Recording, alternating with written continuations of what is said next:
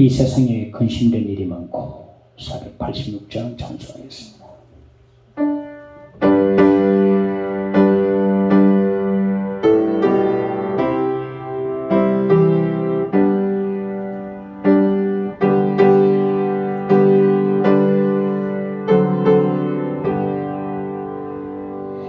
이 세상에 근심된 일이 많고 참 평안을 몰랐구나.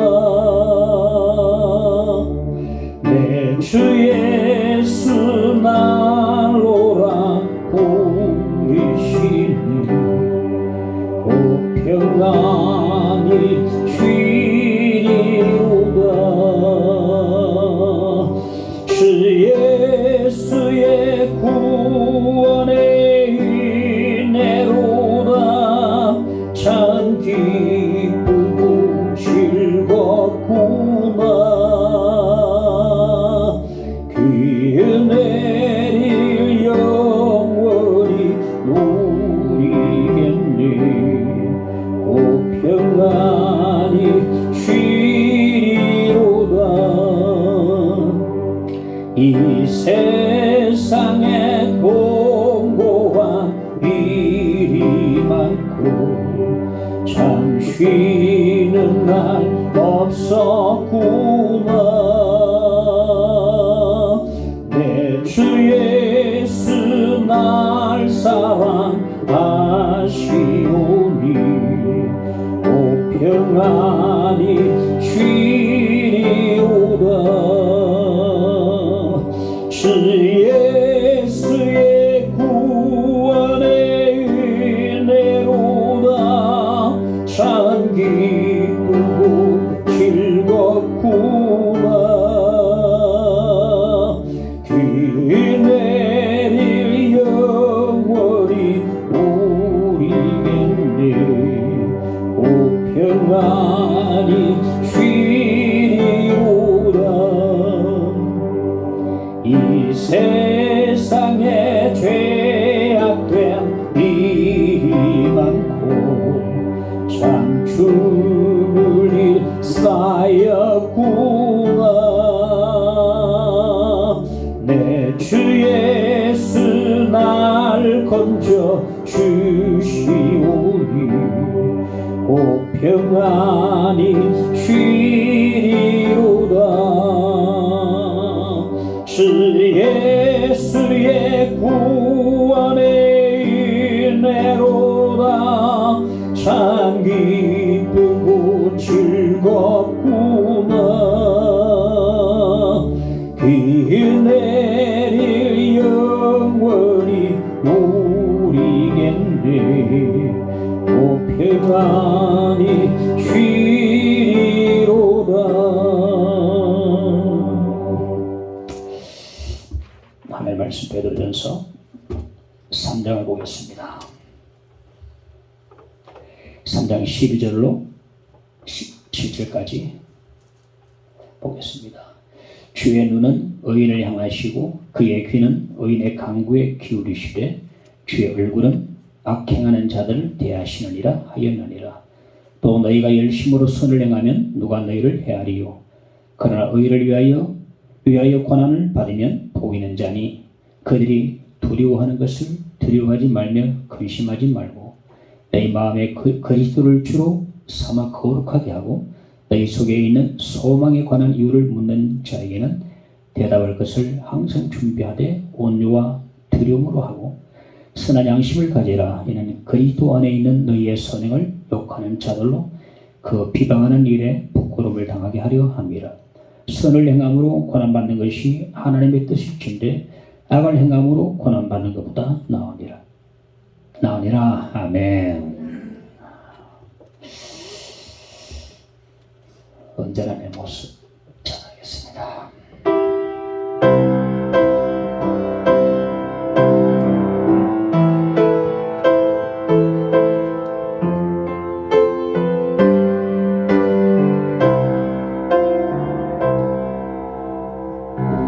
언제나 내 모습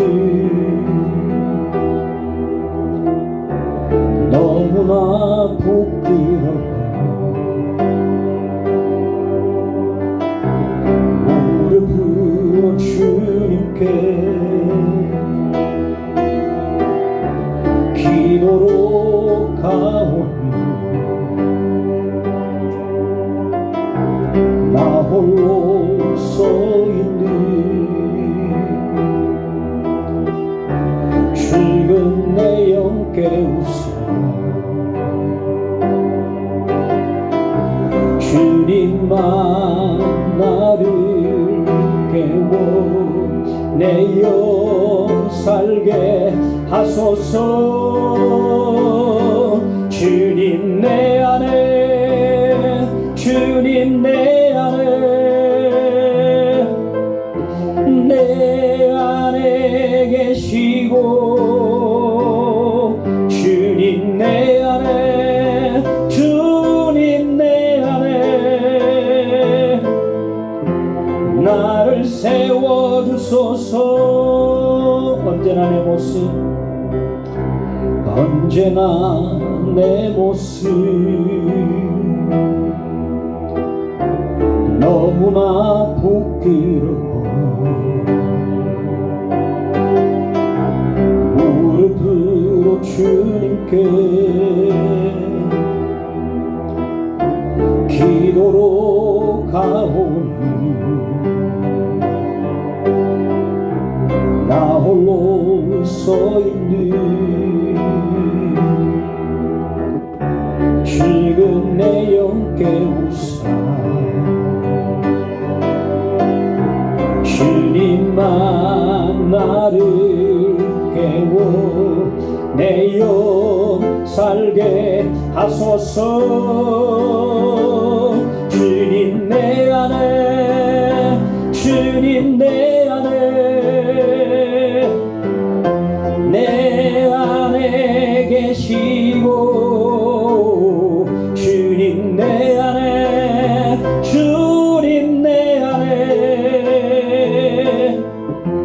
나를 세워주소. 주님 내 안에 주님 내 안에 주님 내 안에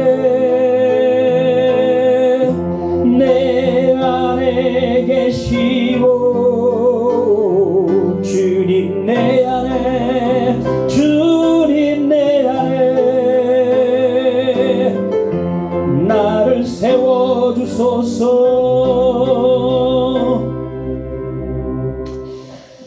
할렐루야. 아멘. 했습니다. 감사합니다. 술 취한 한 남자가 술에 취해서 친구들에게 말하기를 우리 마누라는 술 취한 채로 자정을 넘겨서 친구들을 너희들을 데리고 가도 아무 불평 없이 밥 차려 오라 하면 밥 차려 온다 하면서 자랑을 했어요. 그러니까 친구들이 거짓말 말하고 우리 와이프는 안 그런다 내기를 해가지고 집에 자정을 넘겨서 다 술이 취한 채로 몰려갔습니다. 여보 밥 하니까네 정말 아무 불평 없이 한마디 불평 안 하고 아주 맛있는 밥을 다 해가지고 딱 가지고 오는 겁니다. 친구들이 이상해서 우리가 이렇게 무례하게 참 굴었는데도 불구하고 어떻게 이렇게 친절하게 하십니까? 친구들이 와이프 물어보니까 이런 말을 했어요.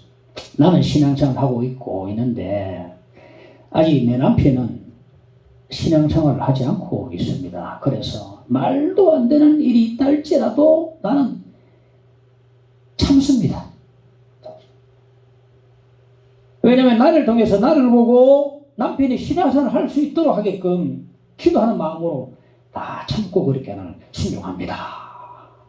그러니까 그 술 취한 친구들이 부끄러워 미안합니다. 부끄러워했다는 거예요. 결국 얼마 지나지 않아서 그 남편은 아내를 따라 함께 교회 나가서 신앙생활을 했다는 말 들었습니다. 불신자들은 우리 신자들이 고난 속에서 어떻게 살아가는지 어떻게 반응을 보이는지 열심히 살펴본다는 사실, 특히 가족들이 살펴본다는 사실을 우리가 알아야 됩니다. 진짜 누가 헤아리요? 13절에 보면 또 너희가 열심으로 선을 행하면 누가 너희를 헤아리요? 말씀하고 있거든요. 그러니까 우리가 선을 행하면 헤아릴 자가 없다. 이 말씀의 뜻이 무엇인가? 진짜로 우리가 이 땅에 살면서 선을 행하면 아무도 나를 해할 자가 없다, 이 말씀인가? 만약 이 말씀이라면 이 말씀에 대해 반발하는 사람들이 그 당시에도 지금도 많이 일어날 겁니다. 그 당시에 보십시오. 말씀을 쭉 들어오고 있지만 아무 잘못도 없이 부당하게 고난당하는 그리스도인들이 그 당시에 많았거든요. 지금도 마찬가지입니다. 아무 잘못 없이 고난받는 그리스도인들이 참 많이 있습니다. 그래서 이 땅에 살면서 선을 행하면 해할 자가 아무도 없다라고 하는 그런 말씀이 아니라는 것을 우리가 깨달을 수 있어요. 그럼 이 말씀의 의미가 무엇인가? 선을 행하면 해할 자가 없다. 이 말씀의 의미가 무엇인가? 이 말씀은요, 궁극적이고 총괄적인 말입니다. 최종적인 하나님 앞에서의 말, 하나님 앞에서 아무도 해할 자가 없다, 이 말입니다. 궁극적인 말씀이고 총괄적인 말씀입니다. 자, 12절에 보면 주의 눈은 의인을 향하시고 그의 귀는 의인의 간구에 기울이시되 주의 얼굴은 악행하는 자들을 대하시느니라. 주의 눈은 의인을 향하시고 주의 귀는 의인의 간구에 기울이시고, 이건 무슨 말이냐면 하나님께서 우리 신자들의 든든한 보장이 되신단 말이거든요. 근데 이 말씀이 현실적인 말씀이기도 하지만은 실은 최종적이고 총괄적인 말씀입니다.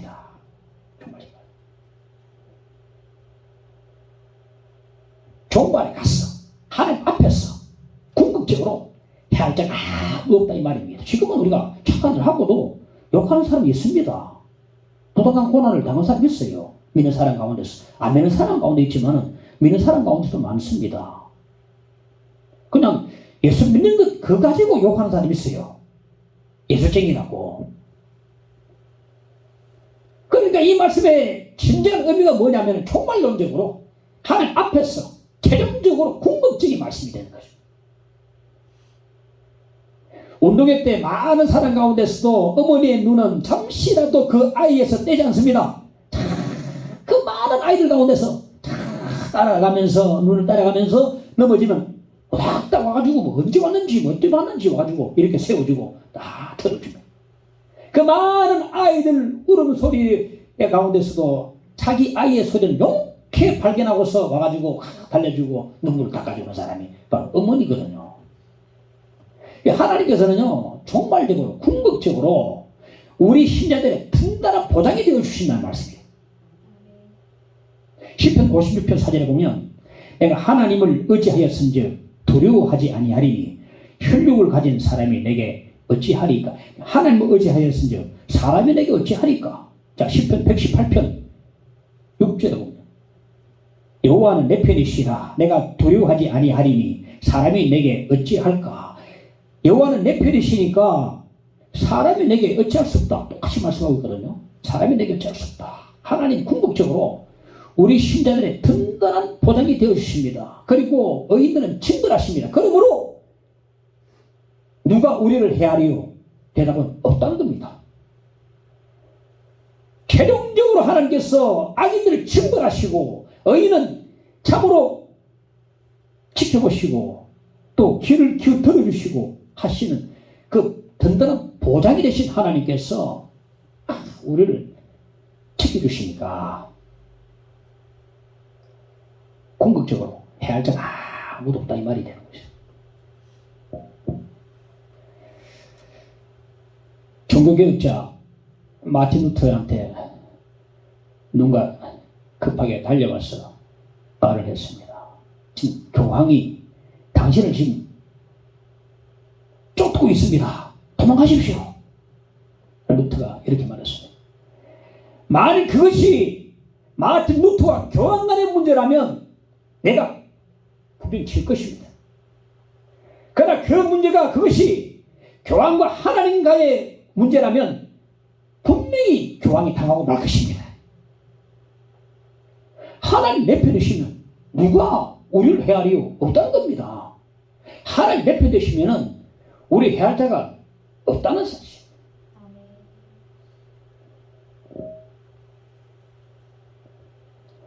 리차드 범프란트라는 목사님이 루마니아 감옥에서 14년 넘게 수감되어 있었는데 공산정권 아래서 혹독한 고문을 받았습니다. 그래서 얼굴은 창백해지고 14년 넘게 받았으니 몸은 몰라보게 살이 빠져 수축해지고 온몸에 악성 피부병이 덮어버렸어요. 그리고 혹독한 고문을 받아가지고 두 다리를 질질 끌고 다녔습니다. 4월에 아들 남은 아들 머비보스처럼 머비보스 두 다리 다 절발이 아니었습니까?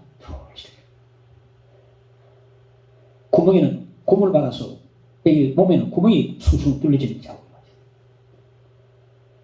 그런데 그의 초라한 그 연약함을 외관에는요 하나님의 살아있는 영광의 빛이 팍 비쳤어요. 그분을 보는 사람마다 영광이 뭐예요? 아우라가 팍, 와 대단하시다. 두 다리를 질질 끌면서도 그의 얼굴에는 만면의 미소와 평안의 기쁨이 충만했어요. 예수의 기쁨으로 충만했어요.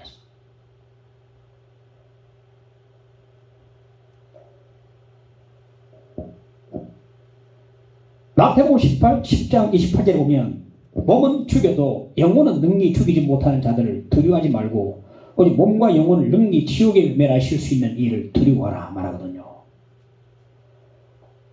악인들은 우리의 몸은 죽을 수 있어도 우리 영혼은 죽을 수 없습니다. 그러므로 이 땅에 악인들을 두려워하지 말아야 한다. 나에게 해를 가하고 하는 사람들 그런 고난도 두려워하지 말아야 한다. 오직 우리 몸과 영혼을 능히 지옥에 멸하신 하나님만 두려워해야 된다는 사실입니다. 최종적으로 궁극적으로 패하지 못한다는 말이거든요. 우리 몸을 아무리 고문을 가해도 영혼을 죽일 수 없고 털끝만큼 손도 못 대기 때문에 누가 나를 헤아리요? 없다는 겁니다. 누가 나를 헤아리요? 없다는 겁니다. 영혼을 건들 수 없어요. 자 보십시오. 아벨이 이겼습니까? 아벨을 쳐 죽인 가인이 이겼습니까? 순교를 당한 자가 이겼습니까? 신자를 에게 해를 가한 고문 가하고 죽인 자가 이겼습니까? 하나님 편에서 궁극적으로 아벨이 이겼어요. 순교 당한 자가 이긴 겁니다. 그래서 히브리서 11장 보면 믿음으로 승리한 사람 목록의 명단에 아벨이 딱 들어있어요. 승리한 자로. 가인이 이긴 게 아닙니다. 아벨이 이긴 것입니다. 이 땅의 악인들은요 우리의 몸은 죽일 수 있을지 몰라도 우리의 영혼은 절대 건들 수가 없습니다. 그러므로 하나님이 우리를 붙잡고 계심으로 하나님이 우리의 전쟁 보장이 되시기 때문에 누가 우리를 헤아리요? 아무도 없다는 말씀이 되는 것입니다. 할렐루야. 아무도 없다. 그러므로 우리는 해를 당해도 두려워하지 말고 악의를 두려워하지 말고 고난도 두려워하지 말라 오늘 말씀해 주고 있는 것입니다. 그죠? 고난이 복이라 말합니다. 14절에 보면 그러나 의를 위하여 고난을 받으면 복 있는 자니 말씀하고 있습니다. 의를 위하여 고난 받으면 복 있는 자다. 고난을 받으면 복 있는 자다. 이 고난이 복이라 말하고 있거든요. 우리 신자라고 해가지고 이 땅에 살아가면서 고난을 면제받는 것은 결코 아닙니다. 예수 믿는데 왜 이렇게 고난이 많는가?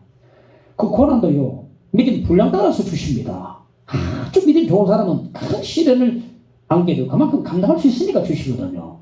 그런데 초신자에는 작은 시험을 주시거든요. 믿는데 왜 이렇게 어려움이 많을까? 애국 땅에서 나왔는데도 이렇게 왜 시험거리가 많을까? 다시 애국 땅 돌아가고 싶은 유혹이 빠지고 예수 믿지 않고 다시 교회 박차고 나오고 싶은 유혹이 빠질 수 있습니다. 믿어도 별 게 없네 되거든요. 우리가 신자가였어 고난을 면하는 건 아니다. 시편 34편 19절 보니까 의인은 오히려 고난이 많다고 그럽니다. 의인은 고난이 많다고 그래요. 고난이 많다. 보면요, 고난조차도 복이 된다고 말씀해 주고 있습니다. 어떻게 신자에게 고난이 복이 되는가? 복이 되는가?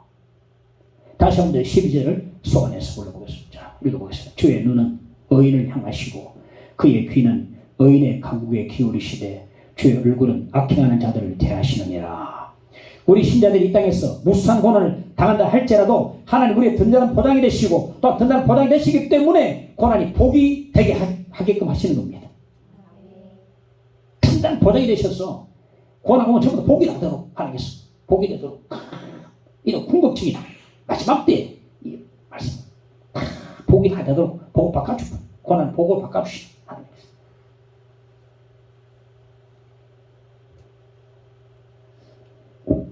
오늘 그러면 이 말씀은 이 복이 어떤 복인가? 어떤 복이겠습니까? 베드로서 1장 4절에 보면 썩지 않고 더럽지 않고 쇠하지 않은 기업이라 말합니다. 베드로서 1장 7절에 보면 예수 그리스도께서 재림하실 때 우리에게 주실 칭찬과 영광과 존귀가 바로 복이라고 말씀드리고 있습니다. 그러므로 하늘의 영원한 기업과 하늘의 상급이 곧 오늘 본문이 말씀하는 복이라고 말씀해 주고 있는 것입니다. 14절에 의를 위하여 고난을 받으면 복이 있는 자니 말씀하고 있는데 이 말씀은 아마도 베드로 사도가 주님의 산상수훈을 기억하고서 기록하지 않았겠는가 그렇게 생각합니다. 마태복음 5장 10절에 산상수훈 보면 의를 위하여 박해를 받은 자는 복이 있나니 이 산상수교 가운데 주님께서 말씀하신 거거든요. 의를 위하여 박해를 받은 자는 복이 있나니 주님 말씀하셨습니다. 자신의 악행으로 고난받는 자는 복이 없습니다. 베드로전서 4장 15절에 보면 너희 중에 누구든지 살인이나 도둑질이나 악행이나 남의 일을 간섭하는 자로 고난을 받지 말려니와 말씀하고 있습니다. 이런 자들에게 고난이 복이 되지 않고 욕이 됩니다. 자기 악행으로 고난받는 사람 욕이 다 됩니다. 지난주였습니까? 미성년자 11명을 성폭행해가지고 감방을 15년 동안 살던 김근식이라는 자가 아따 이제 나간다면서 딱 출소하는 당일에 또 법정에 들어가가지고 다시 구속돼 버렸어요. 10년 이상 더 살아야 됩니다. 그러니까 그 사람이 거처하는 곳에 데모를 하고 안 받아준다 얼마나 걸렸어요. 그 사람은 얼마나 걱정되겠습니까? 이게 무슨 꼴입니까 이게. 이렇게 이런 고난은 욕이 되고 욕이 될 뿐입니다. 자기 악행으로 말미암는 고난은요 복이 안 됩니다. 욕이 됩니다. 우리 신자들은요 죄 가운데 머물러서는 안 됩니다. 하나님에 속한 자는 죄를 품지 않는다 말씀하고 있거든요. 물론 우리는 알게 모르게 죄를 지을 때가 있어요. 그럴 때마다 죄를 자백하고 하나님 미쁘고 의로우사 죄를 자백하면은 죄를 깨끗게 하신다고 말씀해 주고 있지만은 하나님께 속한 자는 범죄치 말아야 합니다. 선을 행해야지 악을 행해서는 결코 안 됩니다. 이게 악행을 하면 욕이 될 뿐이라는 사실입니다. 우리 의를 위하여 즉 주님을 위해서 고난 받을 때만이 복이 된다고 말씀해 주고 있는 것입니다. 주님을 위한 고난이요 보증수표와 같습니다. 보증수표는 돈이 아닙니다. 이 보증수표를 은행에 가지고 가면 현금으로 바꿔줍니다. 보증수표는 어디까지나 약속이거든요. 은행이 보증을 써줍니다. 주님을 위한 고난은 하나님께서 우리의 보증을 써주십니다. 주님을 위한 고난은 하나님께서 하나님의 복으로 하나님의 영원한 기업으로 하나님의 상급으로 우리에게 갚아주시는 것입니다. 우리 신자들이 당하는 모든 고난을 복으로 바꿔주시는 것입니다. 주님을 위한 고난은요 보증수표와 같습니다. 복을 받을 수 있는 수표와 같다는 말이에요. 칼바르트라는 신학자가 있는데 이 칼바르트가 이런 말이었습니다. 죽음은 죄의 결과가 아니다. 다시 말해서 아담이 원래부터 유한한 연약한 존재로 만들어졌기 때문에 죄를 안 지어도 그는 죽게 돼 있다. 그런 말씀. 칼바르트라는 사람은 참 대단한 신학자인데 소위 신정통주의자입니다. 성경은 어떻게 말합니까? 죽음은 죄의 결과로 온다 했거든요. 로마서 6장 23절에 보면 죄의 삭은 사망이라 했거든요. 죄 때문에 사망이 왔다는 건데 이 아담은 죄를 안 지어도 연약한 사람이기 때문에 저절로 죽게 돼 있다. 그래.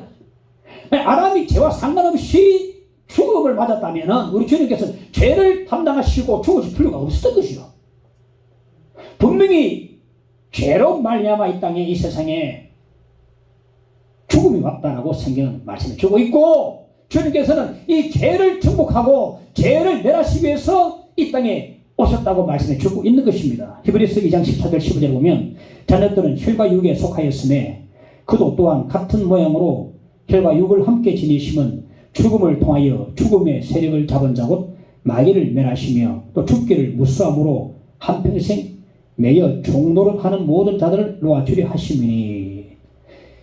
얼마나 사람들이 죽음을 두려워합니까? 죽기를 무수함으로. 이 죽음이요 사탄의 유혹을 통해서 왔기 때문에 이 사탄이 죽음을 권세로 틀에 잡고 있습니다. 잡고서요 우리 인생들 일평생 동안 죽음에 무수 떨도록 자꾸 몰아갑니다. 그럼 우리는 죽음을 앞에서 얼마나 무수한지 모릅니다. 벌벌 떱니다.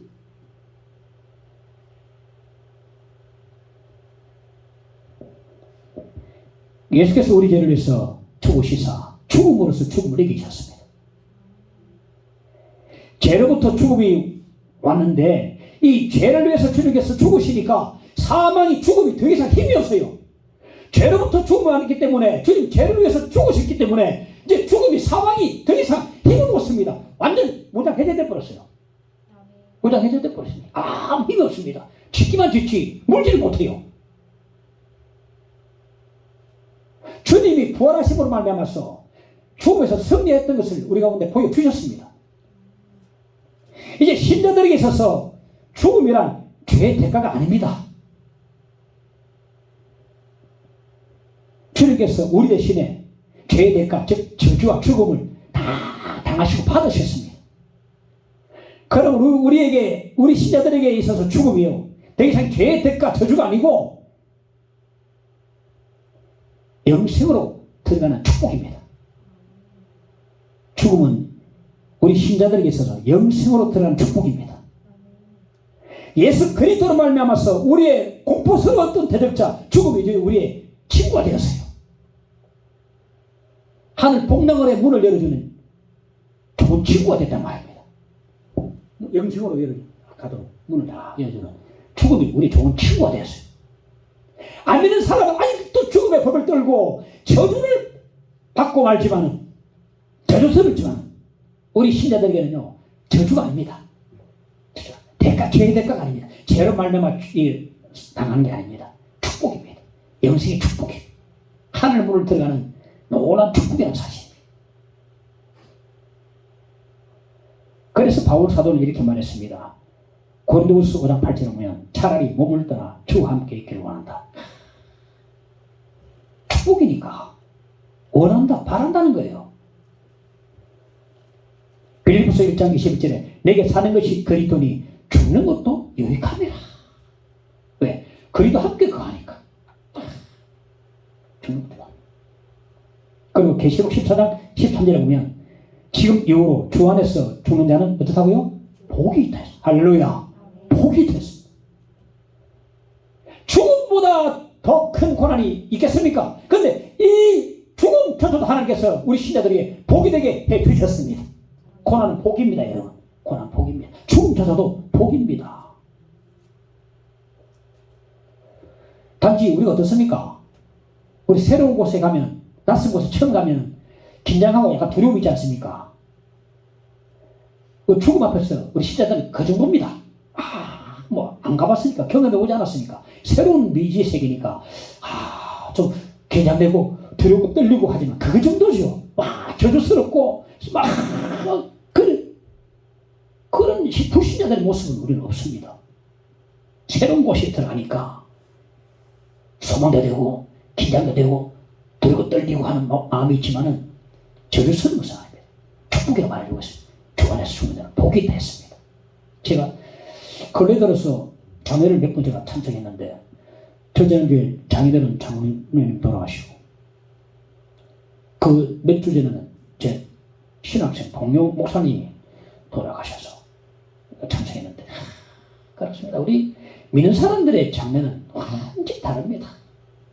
물론 인간적으로 헤어지기 때문에 너무나 얼마나 아쉽습니까? 우리 장인들은 90세 훨씬 더 오래 사셨는데 아버지는 천사였습니다. 집사람이 그래요. 우리 장인들이 실신하면서 아버지는 천사였습니다. 이걸 따라서 우리 막내가 저한테 그러네. 아버지는 죄중의 개수였습니다. 그래, 니 그렇게 하는데 나는 죄중의 개수다. 아버지는 죄중의 개수였으면 내가 죽으면 그렇게 한다 그래.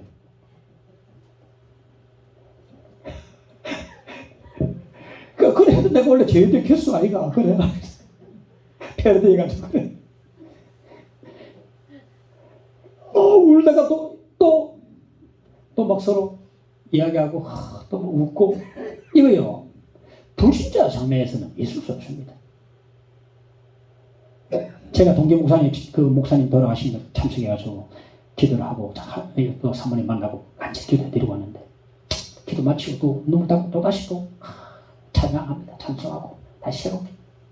더 이상 죽음은 우리 신자들에게 있어서 저주가 아닙니다. 믿으시기 바랍니다. 축복이요. 영생으로 가는 문입니다. 그렇게 공포스러운 이 죽음이라는 이 대적자가 신자들에게는 우리의 좋은 친구가 돼가지고 영생 문을 열어주는 겁니다. 들어가라. 주 안에 죽은 자는 복이 있도다. 할렐루야. 하나님께서 모든 고난을 신자들에게 있어서 복이 다 되도록 만들어 주시는 줄 믿으시기 바랍니다. 오늘 말씀해 주고 있습니다. 제자 소망에 관해 대답하라. 15절에 보면 너희 속에 있는 소망에 관한 이유를 묻는 자에게는 대답할 것을 항상 준비하되 온유와 두려움으로 하고 너희 안에 있는 소망이라 말씀하고 있는데 우리 믿는 자들에게 소망이 어떤 소망이 있습니까? 산 소망이 있다 했습니다. 아까도 말했지만 썩지 않고 더럽지 않고 영원히 새하지 않는 하늘의 그 유업, 영원한 하늘의 기업이 있고 주님의 칭찬과 그 영광과 존귀, 주님의 상근이 우리의 산 소망이 있습니다. 지금 이 시대는요, 신자나 불신자나 막론하고 전부 다 전염병, 전쟁과 전쟁의 위협, 사건과 사고, 그리고 많은 재해들, 환경의 위기, 경제 위기를 다 동일하게 다 당하고 있어요. 신자나 불신자나 전부 다 보세요. 지금 우크라이나 사태 보면서 지금 핵을 꺼낼까 말까 하는 상황이. 핵을 꺼내면 몇 발만 아프면 지구는 멸망하거든요.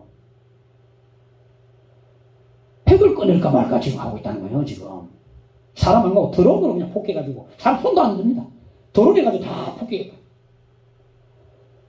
이 전쟁의 위기가 지금 김정은이도 지금 뭐 미사일 쏘고 막 하루가 물려다고 미사일을 쏘아댑니다.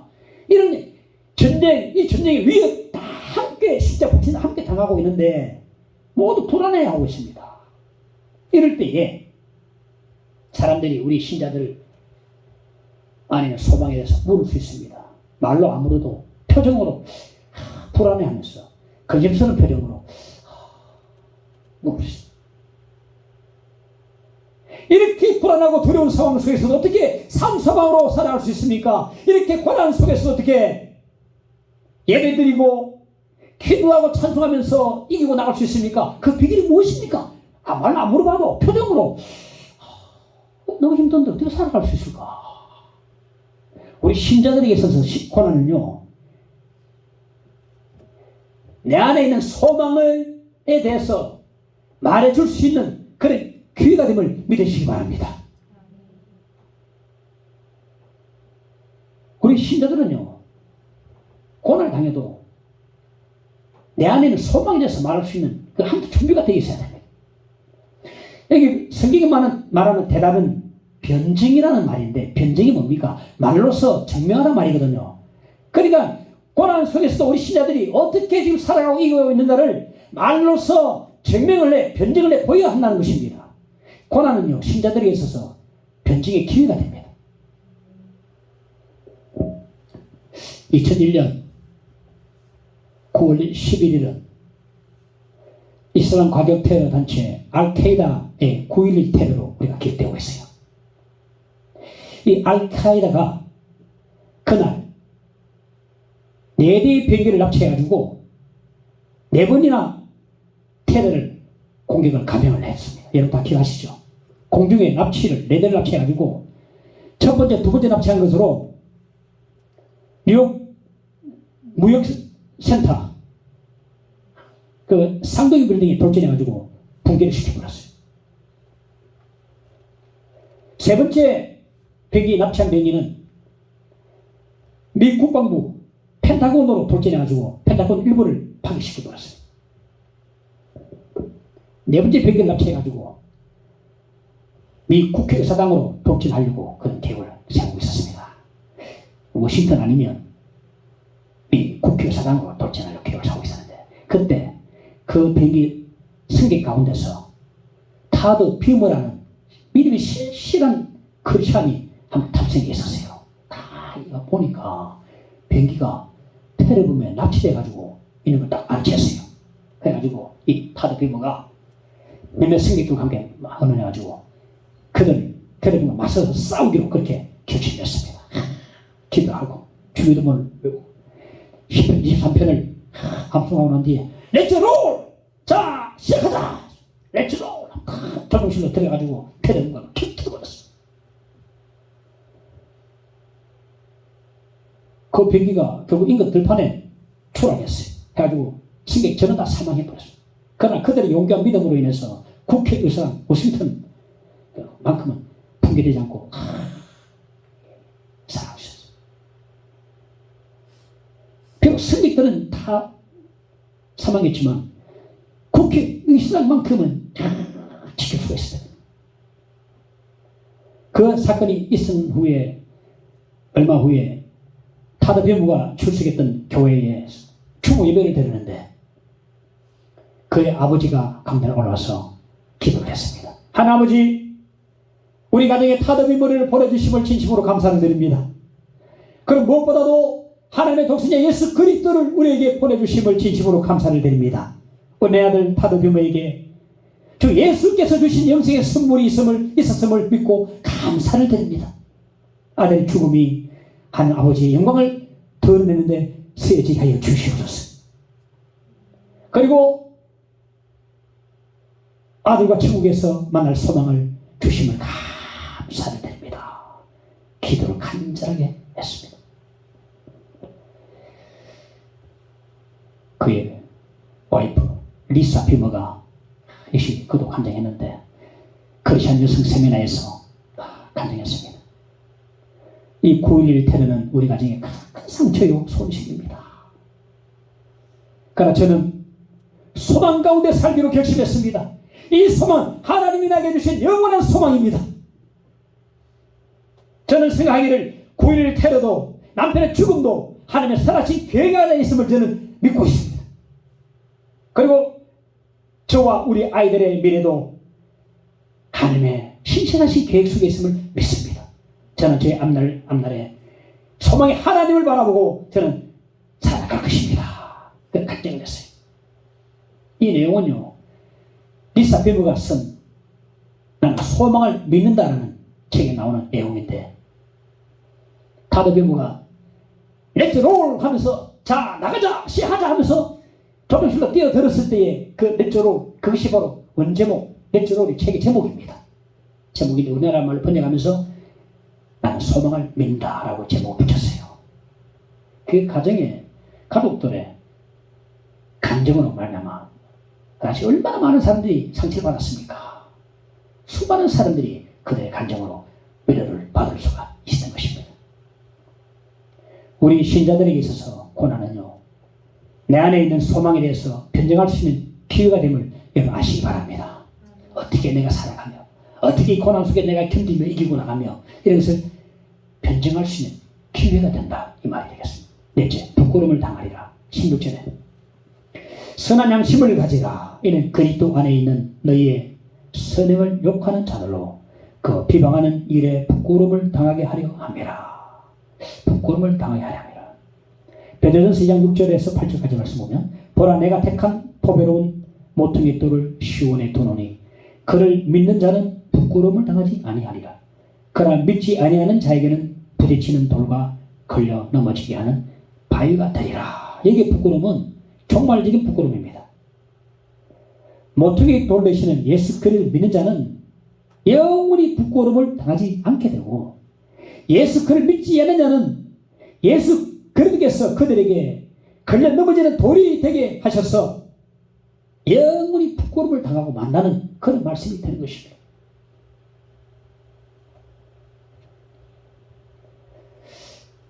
이 땅에서 신앙 때문에 고난받는 신자들하고 신자들을 욕하는 사람들하고는요, 궁극적으로 하나님 앞에서 역전됩니다. 역전. 아껴버립니다.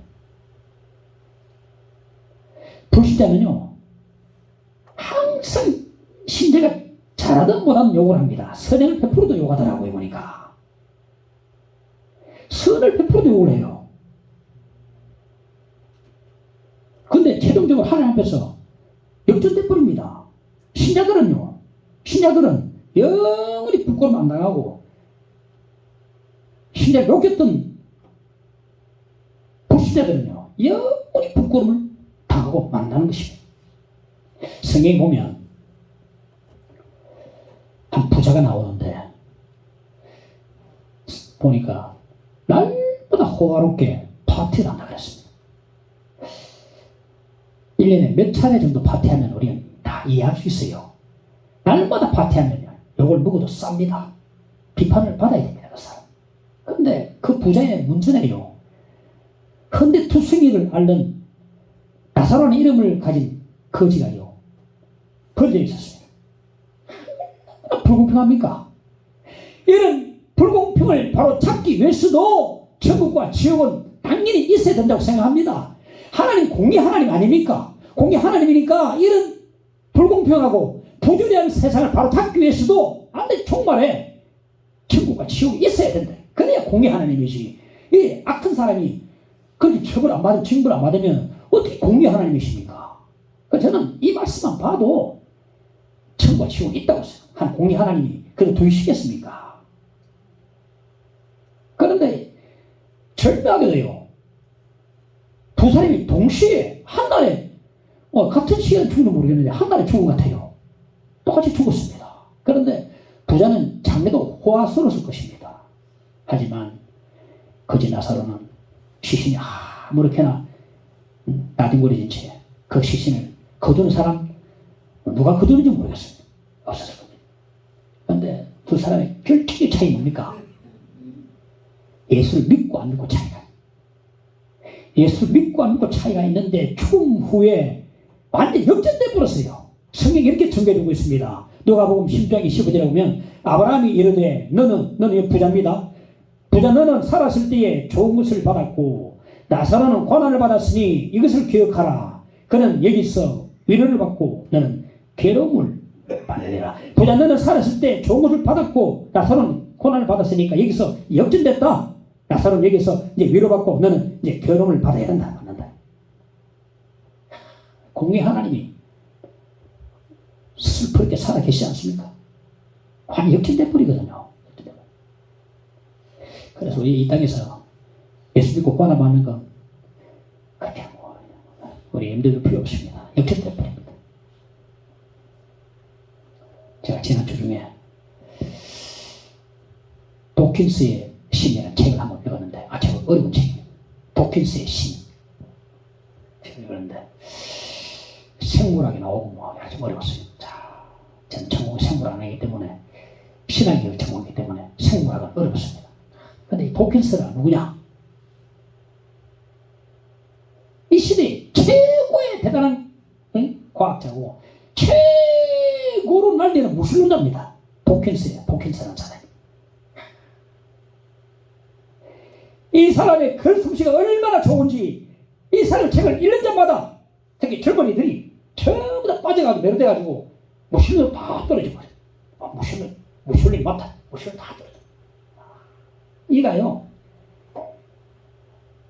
알지 못하는 시, 눈먼 시계공이라는 책을 적어가지고 써서 기독교를 맹렬하게 공격을 했습니다. 무차별 공격했습니다. 독일 사람. 이거 보면 기독교가 꼭 무너질 것 같아요. 그런데 알리스토 맥거리스라는 사람이 있는데, 이 알리스토 맥거리스는 기독교 과학자이자 신학자입니다. 이 사람이 일어나서 이 도킨스의 그 기독교 공격하는 것을 조목조목 다 반격을 가하고 기독교 지배에서 하나하나 변증을 다 해가지고 기독교를 굳게 세웠어요. 읽고서 통쾌하더라고요. 그런데 너무나 재밌는 게 뭐냐면은, 너무 재밌어요. 이 도킨스가요, 원래 신앙이 되는데 기독교 신앙을 버리고 무신론자 돼가지고 기독교를 공개하는데 최성공했어가지고 무차별로 공개하는 사람이 되었고, 알리스토 맥거리스는요, 원래 무신론자였는데 신앙을 가져가지고 기독교를 변증하는데 가장 앞서가지고 변증하는 사람이 된 것입니다. 아니, 자리가 뒤바뀌어 버렸어요. 얼마나 재미있는지. 와, 도킨스는 신앙이 되었어요. 그럼 무신론자고, 알리스토 맥거리스는 무신론자였는데 신앙이 되고 서로 공격하고 주고받고 있는 겁니다. 정말 최고였어요. 이제 바뀌었죠. 두 사람이 완전히 자리가 뒤바뀌었습니다. 제가 생각할 때는 두 사람은 이대로 쭉 끝까지 갈 것 같아요. 이제는 내가 불신앙에서 다시 신앙에서 그대로 쭉 가서 쭉 가면 결국 기독교를 공개한 독일에서는요, 영원히 부끄러움을 당하고, 기독교를 철저히 열심히 변증했던 알리스토 맥거리스는요, 영원히 부끄러움을 당하지 않을 것입니다. 하나님께서 그들이 뒤바뀐 이력서를 보시고 최종적 사인을 다 그걸 끝나는 겁니다. 뒤바뀐 겁니다. 뒤바뀐 삶의 이력서 보시고, 이거구나. 딱 사인해버리면, 딱 대오서 딱 해버리면, 그걸로 한 사람은 영원한 부끄러움을 당하고, 또 한 사람은 영원히 부끄러움을 당하지 않고 전부 상급과 영원한 기업 가운데 들어가게 되는 것입니다. 그걸 끝나버려요.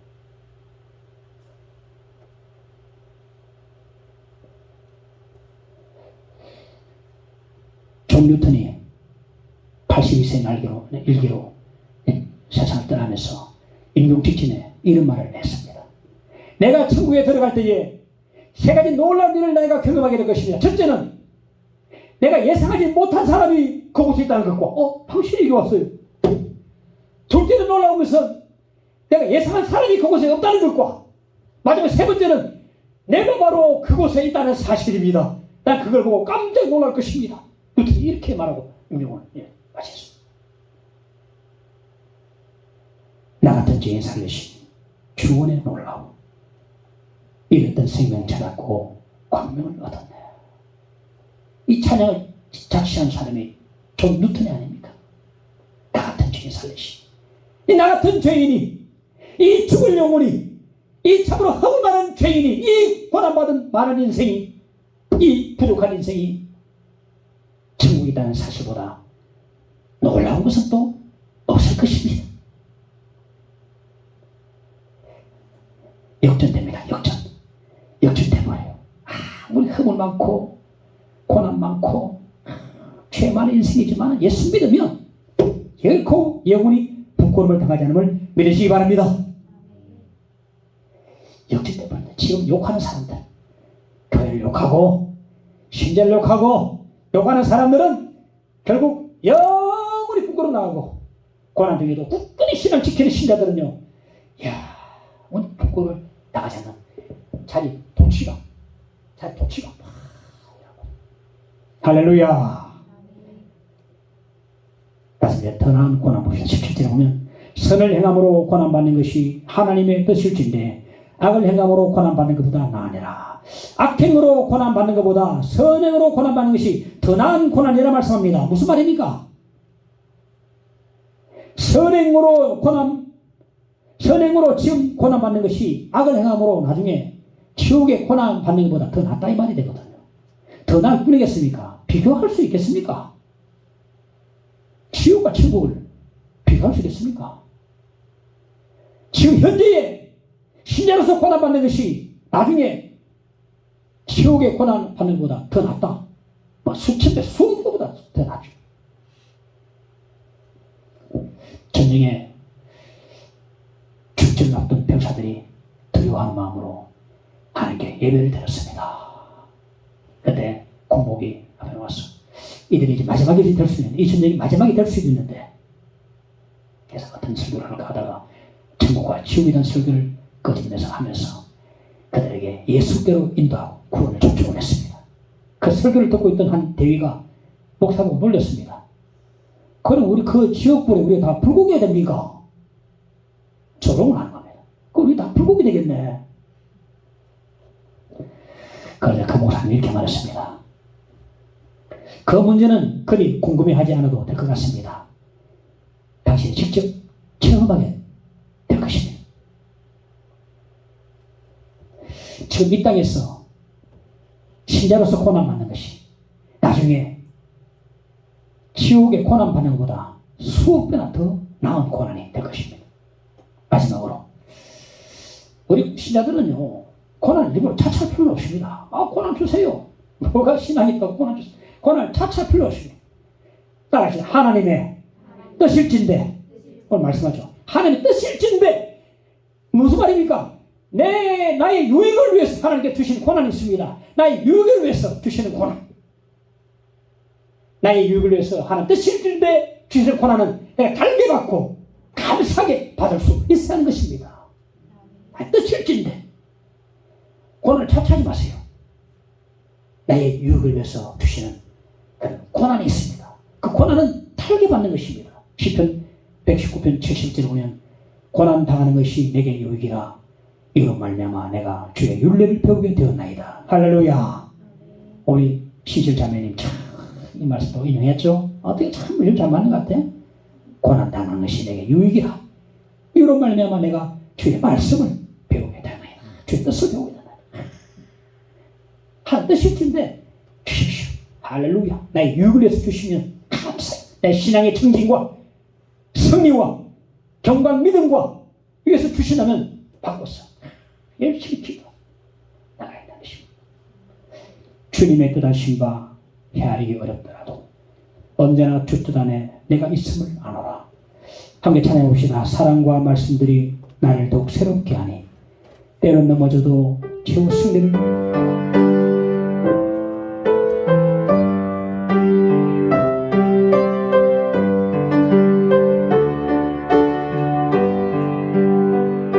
주님의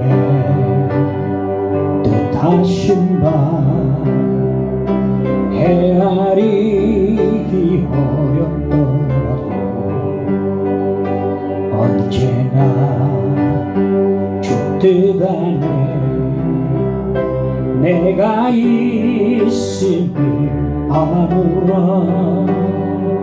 사랑과 말씀들이 나를 더욱 새롭게 하니 때로는 넘어져도 최후 승리를 믿노라. 이 믿음 더욱 굳세라. 주가 지켜주신다. 어두운 밤에도 주의 밝은 빛 인도하여 주님의 뜻하신 바 주님의 뜻하신 바 헤아리기 어렵더라도 언제나 주 뜻 안에 내가 있음을 아노라. 사랑과 말씀들이 새롭게 하니 때로는 넘어져도 제 웃음이 있노라. 이 믿음도 굳세라. 주가 지켜주신다. 어두운 밤에도 주의 밝은 빛 인도하여 이 믿음도 굳세라. 이 믿음도 굳세라. 주가 지켜주신다. 어두운 밤에도 주의 밝은 빛 인도하여 주신다. 할렐루야. 오늘 13절에 보면 너희가 열심으로 선을 행하면 말씀하고 있습니다. 당시에 유대인들 가운데 열심 당원이 있었어요. 열심 당원들은요, 폭력을 사용해서 로마 식민 정권에 대항했던 사람들입니다. 오늘 본문은 말씀합니다. 우리 신자들에게 말씀합니다. 선을 베푸는 열심 당원들이 되라. 열심히 선을 행하면 열심히 선을 베푸는 열심 당원들이 되라만 우리가 다 열심 당에 가입합시다. 열심 당원들이 됩시다. 열심으로 선을 베푸는 열성 당원들이 되시길 바랍니다. 열심히 선을 베풀다가 고난을 받을 때에 그 고난 하나님 뜻이면 달게 받읍시다. 왜 그렇습니까? 우리 신자들에게 있어서 고난 차초도 복이 되게 하시기 때문입니다. 하나님은요, 우리 신자들에게 있는 고난을 다 복이 되게 다 하십니다. 그러므로 열심히 선을 행하다가 고난을 받을 때에 하나님 뜻이면 달게 받아도 됩니다. 왜? 복을 바꿔주시기 때문에. 고난이 복이 되게 하시기 때문에. 할렐루야. 그래서 선을 행해서 좋고, 때로는 뜻대로 고난 받아도 좋고, 이래도 복, 저래도 복이니까 얼마나 감사합니까?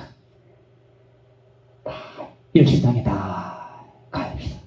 정치에 여당에 가야죠. 열심 당에 다 열심 당원들이 다 되셨습니다. 열심으로 주의 이름으로 선을 행하고 하나님 뜻대로 고난 받으면, 달게 받으면 다 또 복이 다 됩니다. 이런 축복이 우리에게 있기를 간절히 축원합니다. 너 시험을 당해 죄짓지 말고 너 용기를 다해 곧 물리쳐라. 342장 함께 찬송하십시다.